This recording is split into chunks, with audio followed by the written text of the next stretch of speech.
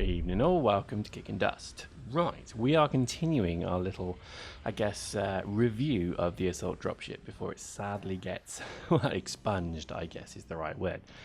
So really this is just, I think, more commentary around certainly what they were designed for, perhaps maybe what they're going to be turned into, and maybe also just some discussion around other kind of vehicle changes that are likely coming. So I think the dropship is an interesting kind of vehicle really, because it was pretty much what got me into Dust, as I've said before. And it was one of those things that I think just generally I like the look of. It looked very Attack of the Clones, it looked very kind of cool, and I always had this kind of image of, you know, like Aliens with the dropship in that, picking up a group of people, dropping them off, assaulting an objective, etc. I always had this image of maybe one day when PvE came in, you'd actually need a dropship to be effective in that kind of thing. Maybe you'd look for the drone infestations, and you could basically just, you know, cruise around in your dropship and you know, basically kill and be killed from there with a clone bay on it and even remote repping, etc. It would have been pretty cool. So I hope that that continues. I think certainly I think that's the role that they are designed for. It's very much troop transport, which you now do obviously get points for, which is excellent. But I would like to see them maybe evolve a bit further. Now, the assault dropship was in essence a great idea, but I think it just didn't quite work.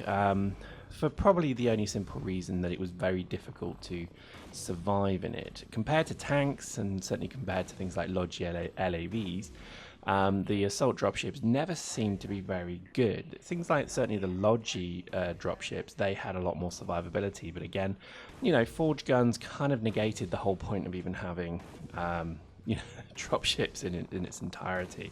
In fact, that was the reason why I did actually skill up dropship, is because I always knew that having, skill up forge gun rather, is, you know, when you've got a good forge gun, it's pretty much, you know, you can kill anything on the field, any suit, any tank, any gun, any dropship. And I think that was always I think that always disappointed me in a way, because it was a shame that you had to have that kind of, you know, gun in the game, because in a way, in essence, what that did is it did restrict other stuff. So nobody really ever, you know, people stopped using dropships when forge guns became apparent, which is weird because forge guns were in the game for ages, but I think you needed weaponry level 5 to use them. So very few people had that at the very start, and therefore nobody really understood how good they were. Then all of a sudden you started to see them come through. I think people also didn't quite work out that you could use the militia one for no skill requirement, and so on. I just remember a long period in the game, maybe a few months, where dropships were the hammer of Thor and they were impossible to be killed, and yet forge guns were in at the same time. So post in the comments if you remember that, and certainly post in the comments if you know why that was, because I have no idea. I think as the game develops, it's probably a good thing that they're going to remove the advanced dropship and replace it hopefully at some point with something better, because I think a dropship with a cannon on the front, you know, kind of sellotaped and glued on, isn't really what I think they had in mind. This should be maybe more of a fighter. Maybe that's what they'll produce it. Maybe it'll become a fighter. Maybe it'll be a bit more of a kind of higher level weapons platform as well. Still think certain things with dropships never made much sense. For example, the ability, or rather the inability for the crew to shoot out never made any sense to me. I don't know if it's because at speed the hit detection is ridiculous or something, but it would have made so much more sense if you could have had, you know, a full gang of 6, 2 on turrets and 4 shooting with ARs and, you know, grenade launchers and whatever. That would have made dropships amazing, because dropships would have become the kind of gang vehicle. Do you know what I mean? That'd have been so cool. Maybe the other way with this is maybe you should be able to kind of grab onto the side of a tank and then still fire your main weapon. You're still massively exposed, but that in theory would have been, you know, that would be quite cool, I think, because you would then get more people trying to run as a squad and run as a, you know, with a vehicle at its heart. So maybe an LAV where people can, you know, obviously hang on the side of that as well and gun. Just these simple ideas, I think that'd be pretty cool. Anyway, so I think in essence, you know, the advanced dropship, or rather the assault dropship, is going to go. Now, I've also heard that prototype vehicles, as we know them at the moment, are probably all going to disappear. So I even hear that things like the Enforcer tanks, I could be wrong, but somebody was telling me last night that the Enforcer tanks may be also going. Obviously, they've already removed the other, kind of level 2 tanks from before Uprising as well. So there's been a fair bit of movement. Things like the Surya, if you remember that one.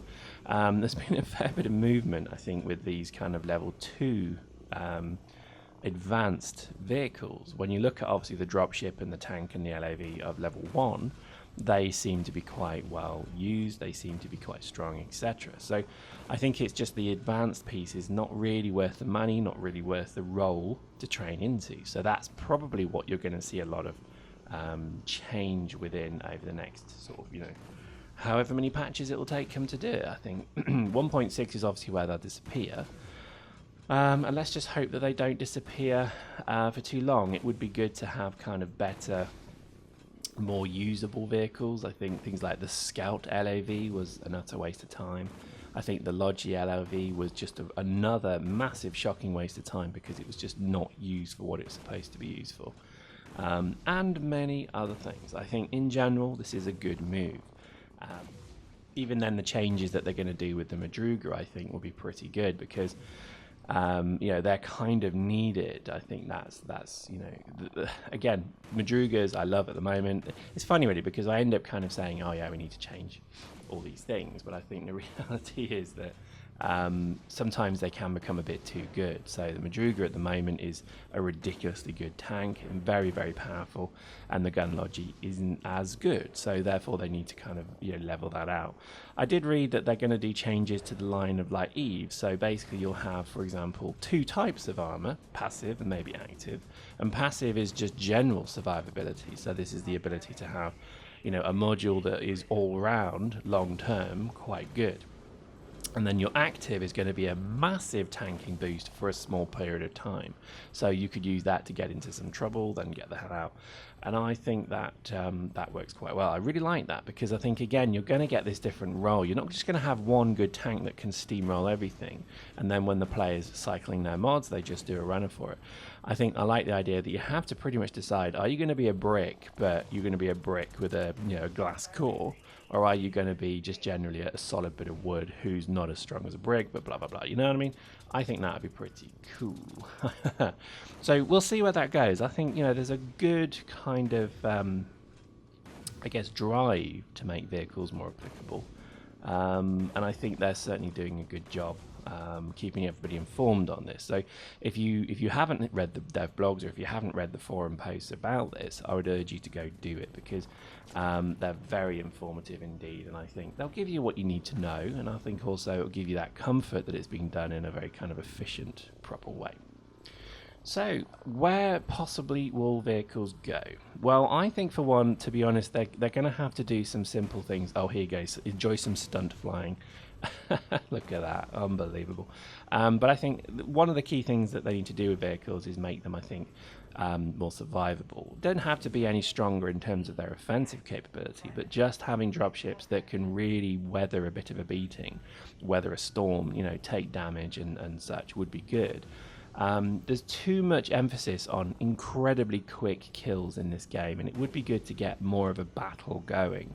So pretty much it turns out to be one tank versus another tank, and whoever got the best fit or who has the highest skills or the best turret wins, and it's over in 5 seconds. And same pretty much with dropships at the moment with forge guns, etc. So what I would like to see is maybe the ability to knock a vehicle out. So if you shoot it hard enough, you don't kill it, but maybe you actually stun it. So maybe, and then when it's in this stunned state, it can't move. So a vehicle like a tank could be, you could AV its tracks, you could AV the control unit, and you actually knock it out. But at that point, it's not just a case of like in 5 seconds you've lost everything.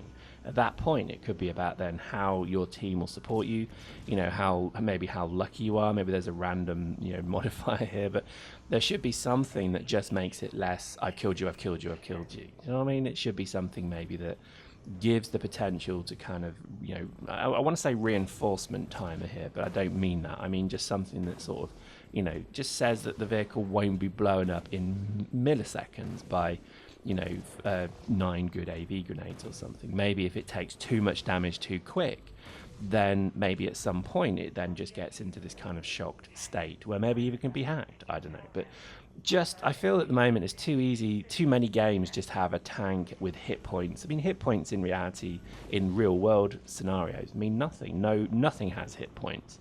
You know, you can't take a hammer with 1 hit point and you've got a tank with 100,000 hit points and then just tap it per hit point. It doesn't work that way. It literally is totally different to that. So I hope that there's a little bit more kind of intelligence with this, because I think they could do something quite cool that would be, I think, also quite funny as well, and a massively trolly, I think. We'll see how this develops. I think there's going to be some good movement in terms of vehicles, so I would highly urge you to, you know, not kind of look in disappointment at the changes. I think let's really embrace them, because they could be pretty interesting changes that I think you'll agree, hopefully, when you see them, that they're pretty good. So there we go. Hope you enjoyed that. See you next time.